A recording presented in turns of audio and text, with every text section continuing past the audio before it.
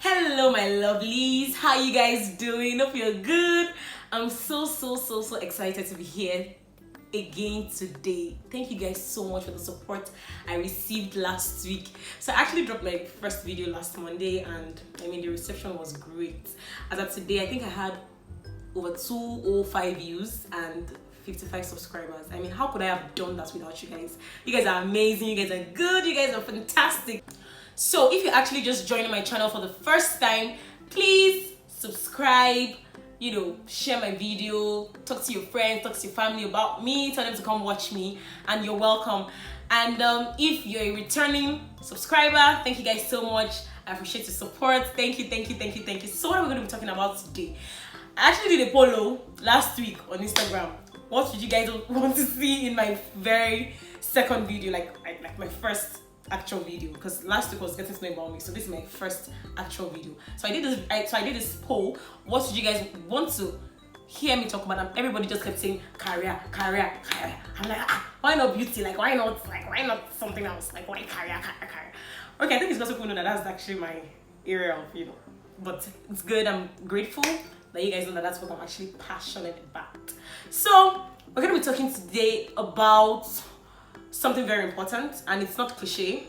It's actually something that's very useful, something that will get you, thinking, and something that's going to get your feet in the door post COVID-19. So we're whether or not you like it, we're already moving out of the whole COVID-19 frenzy.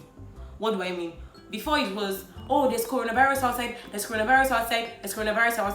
So the question is moving to what next after COVID-19. Guys, if you're waiting for COVID-19 to pass away before you get your life back, you'll be on a long term. May you not be among those that will be saying Enugbe after this whole thing is over. Don't enter the Enugbe clique. Enugbe. You have to know what you need to do. You have to know who to talk to. You have to know where to meet them. You have to know what to say to them. Don't just wait and say, okay, things will get better. As a matter of fact, I've actually had more friends get jobs in this season than those who lost theirs. And if you lost your job in this season, fantastic, it's okay. You know why? Because God is preparing you for a better place.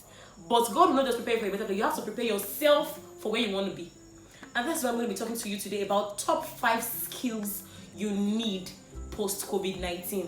Top 5 skills that you need post COVID-19. Whether you're a business person, whether you're a career person, whether you're job hunting, I don't care. You need these top 5 skills post COVID-19.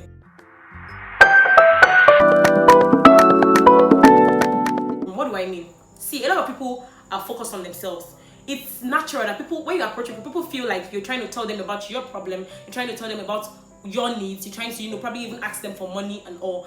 But most people are attracted to those who would rather want to find out what their own problems are. So I meet you for the first time.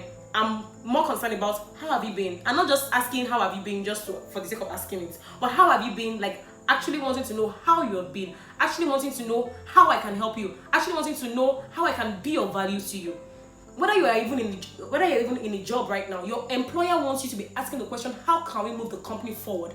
Not, will my salary be increased like right now? Not, hope I will not get a salary slash. That's not the questions that your employer wants you to be asking. They want you to be asking questions like, how can I be of value? Okay, we know that, okay, our revenue might have gone down, our sales might have reduced. What can I do better for you to increase revenue? What can I do better for you to increase, company sales? That's what your employer wants to be hearing from you. That's even when you meet people normally, whether you meet, business partners or whatever. People want you to, talk to them about how you can be of value to them. Not, oh, I just lost my job, oh, please anything where you get, anything where I see, I will appreciate it.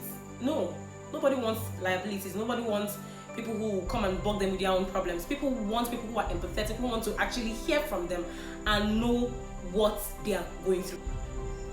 Very simple. Number 1, ask others about their fears. Talk to other people. What's your fear? This is something you should be asking your employer. Are you scared? Believe me, your guy that is paying your salary has fears that probably the company will not be existing in another 3 years. So you need to begin to ask your employers question, or even your business partners or your friends, what are your fears? Become a master at pinpointing the pain of others. You should be able to look at people and be able to say, oh, I think this thing is going through something. You get? Don't just be focused on yourself. Just sort of read through people, right? Then dive deep regarding the challenges that they might be facing. So if someone tells you, oh, this is what I'm feeling, just say, oh, okay, sorry, and then the person just told you for nothing. Dive deep, then lastly, try to prefer solutions to people's problems. Even if you may not have the answer, you can lead them to someone who has the answer. You can connect them to somebody who can help. Just try to be a solution in one way or the other to that problem that they've actually told you about. Secondly, become a master of building online relationships. Guys, whether it's Facebook or it's Instagram or it's YouTube or LinkedIn, I don't care. You have to be able to sustain relationships or conversations online. Guess what? Those who have the most opportunities are those who have the most diverse friends. Let me say that again. Those who have the most opportunities, that are exposed to the most job opportunities, that are exposed to the most career opportunities, business opportunities, money opportunities, are those with the most diverse friends. So for instance, if you're a medical doctor, don't let all your clique of friends just be medical doctors. Do you understand what I'm trying to say? Don't let all your friends be medical doctors. Don't let all your friends be accountant as an accountant. Don't let all your friends be artist as an artist. You hear what I'm trying to say? Have very diverse group of friends online and be able to sustain conversations online. And how do you do that? I know some people might actually find it creepy. Like, oh, how do I, sustain a relationship online? How do I even approach somebody I actually like online? Number one, this is someone you like online. Approach them and talk to them about how their work has affected you positively. So think about the time that somebody told you about yourself, somebody told you something very nice about yourself or about your work. How did you feel? You felt good. You wanted to hear them talk about you more. That's the trick. Every one of us are actually the same, some way or the other. We like praises, we like compliments, right? So talk to the person about how their work has actually affected you personally. You understand? So even if the person is way above you in career or in sphere of life or anything, talk to them. Oh, once you tell them, oh, your work has affected me in this particular way. I was like this before. After listening to you talk, after listening to you do this, after listening to your YouTube video or to your podcast, I got better at this. Like, trust me, you've struck a conversation. How do you keep it? So is there any other thing you would like to help me do, or is there any other thing you would like me to help you do, right? Or it's possible that you might know somebody that they're trying to connect with. Make an effort to actually connect them to that person. You get what I'm trying to say? So basically, research on people. Look at what they love. It could be football as guys. It could be anything it could be a movie that they probably like, or something that just connects both of you together. Use that as an icebreaker and connect to people online. The ability to forge relationships online is becoming the biggest skill ever. It's nothing like, oh, I want to go and look for my tribe. You have to build your tribe. All those tribe, all those cliquey, cliche thingy is over. You need to begin to look for how to break through very, very, very important relationships, right? So it could even be the president. It could even be the president. But doesn't matter. Just try to strike up a conversation, and trust me, if you're making sense, they will definitely listen to you. So those days of, oh, I don't talk to people I don't know online, those days are over. Now you know what you define. You have to stoop to conquer. So whether or not they ignore you or they don't ignore you shouldn't actually be your aim. Now you know what you defined. So you get a yes, sometimes you get a no. Any which way. You know what you defined. Number 3, get your writing skills together. Guys, I'm an HR person. One of the biggest challenges is that people can't write. Come on. So for instance, I talked about building relationships online, right?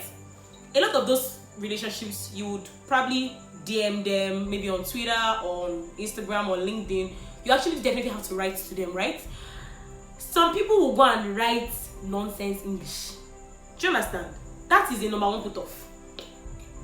I'll give you an instance. One of the things I hate the most. You see this? I am, I''M. Some people don't know how to use it.